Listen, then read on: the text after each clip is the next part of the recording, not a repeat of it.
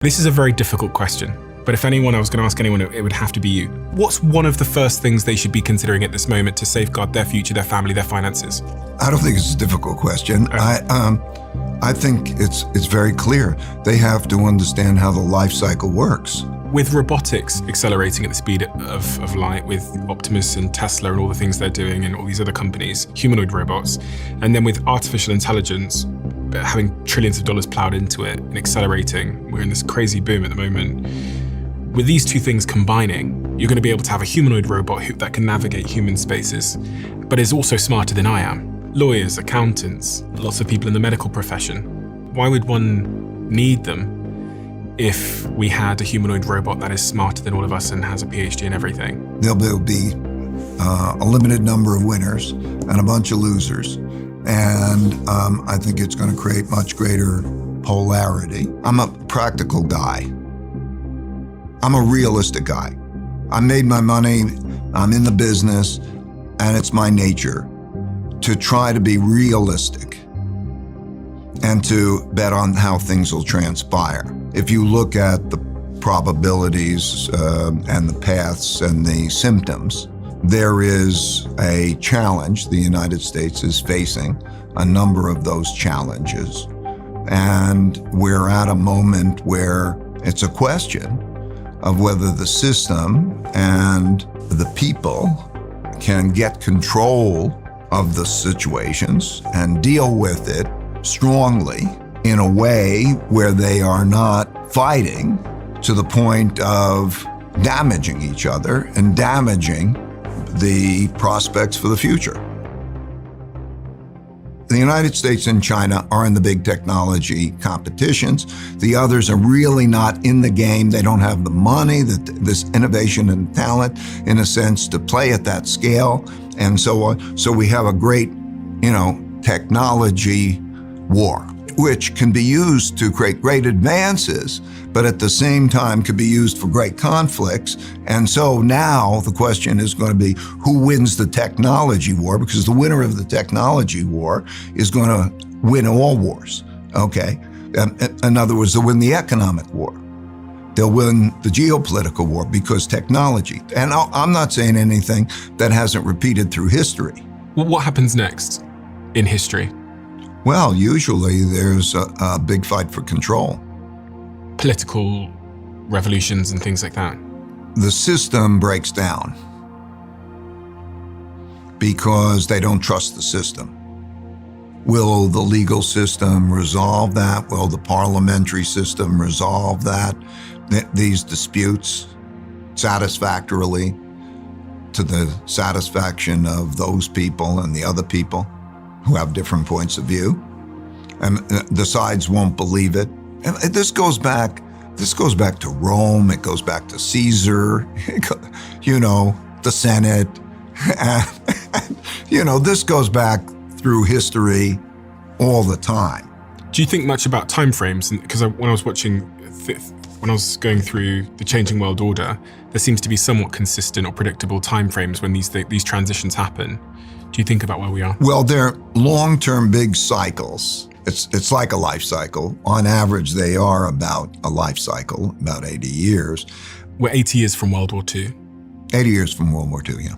And you're seeing the symptoms? Yeah. Symptoms are clear. They're all in that book. You can see the charts of all the systems. Is it something to be worried about or concerned about if you're in the United States? No shit. I mean, yes. And then the question is how you as an individual handle it. How do I as an individual handle it? Well, first of all, I think you have to be aware of the situation and the risks. For me and my family, though, in terms of risks and how I should counteract those risks, is it a case of me saving for a rainy day? That's part of it. Yeah. There's a saying in Hong Kong, a Chinese saying, which is a smart rabbit has 3 holes. And what that means is you can see, is it the UK or the US? And I can then move to the better place and get out of the place that's a terrible place. So can I successfully be an immigrant or whatever and change my location? Throughout history, that's been important. So the ability to go to good places and away from bad places. So that's part of it. Secondly, building your financial strength is important, which has to do with how you earn, spend, and save. That will determine the amount. And then what you do with that amount is invest. And so how you invest is also important. So if you have your financial ability and you can make the move, and then you have knowledge, about what's happening so that you can change things, those are the things you need.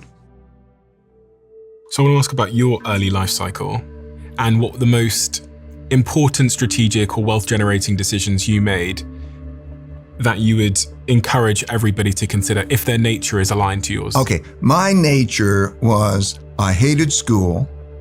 I didn't like the whole thing of remembering this and then give it back to me. And there were these, history like there's William the Conqueror in 1066 and what did he do? And, all of that was what education represented.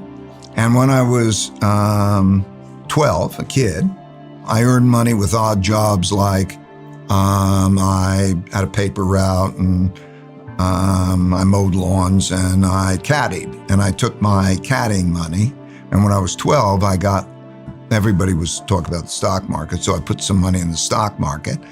I didn't know what I was doing, of course, but I picked the stock. It was the only stock I ever heard of that was selling for less than $5 a share. And my reasoning was I could buy more shares, so if it went up, I could make more money. Okay, that was a stupid criteria, but it was a company that was about to go bankrupt, and another company acquired it, and it tripled in price. And I said, I like this game. Stop scrolling endlessly. You have big dreams and goals for this year. The Mindset app gives you the advice and the push you need. Don't wait for someday. Download Mindset today. If you make your work and your passion the same thing so that you're really enjoying your work, you'll have an enjoyable, satisfactory life, and you'll probably be better at your career as a result. You'll probably advance and so on, so you have a happier life, and you will have probably a more successful life. But it is true that the careers that you choose will have financial implications. And if you say, I want to be a poet or something along those lines, you better consider the financial implications of that. That doesn't mean that you have to go make a ton of money, because I think a lot of people fall into that trap, that they think the money is like vast amounts of money is vast amounts of success, and that's not true. In other words, is your work and your passion the same thing? So I think that what brings people happiness is meaningful work and meaningful relationships. If you have meaningful work, that you're into, and your passion and your work's the same thing, and you have meaningful relationships, whether through that work or beyond, you're going to have probably a great life. Okay, and so you have to keep that in mind, and it doesn't have much correlation past a certain level of money. It doesn't have much correlation with that well-being, with the amount of money you have. And if you see studies across societies, and you'll see that past that certain basic level, there's no correlation between the amount of money they have and how much happiness they have or well-being. Okay, that the highest level of correlation across societies and studies of happiness and well-being is community. Do you have a sense of community? Do you have those around you who are your community? You'll live longer that way, you'll have a more joyous life, and it'll be a better outcome. But anyway, so thinking about those things, I think, is important. AI is a bit of an alien that seems to have entered the room, and is going to change almost every industry. Great. I can't tell if you're being sarcastic. No, truly. If you are working with it, controlling it, if it's a good partner, to be able to get a lot of leverage, it's truly fantastic. As I said, in almost everything I did, we had the criteria, we had the systemized. Would you do that? Would you not do that? How does reality work? What are the principles? And so it's a fantastic leveraging. Like I described, I would make the decision-making model, like the computer chess game that would make it. Well, now it's better than ever, those resources. So it leverages you enormously. We will not need a lot of those jobs for the reasons that you're saying, okay? And then the question is what our society does. And what do you think we do in such a world? I think we fight over about what we do, unfortunately.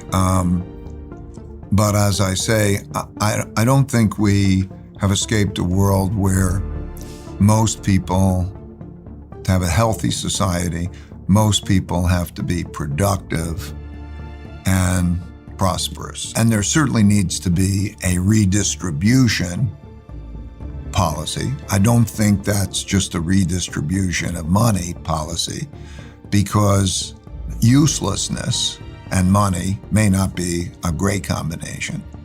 So I think that that has to be figured out. And the question is whether we're too fragmented to figure that out and agree on it. And I'm worried about that. We have to enable people. Okay, what works is finding great people, talented people, and identifying those who you want to bet on and enabling them. And that works, that's the most important force, much more important than money, okay? Because you can see who's got the money and power and where did they come from? Where did NVIDIA come from? Where do they all come from, okay? They're guys like you, entrepreneur in a sense, who's been enabled, okay, because you have the talent and people want to bet on you, and that's the capital markets, so they give you money to help enable you because they want to bet on you, and then good things happen.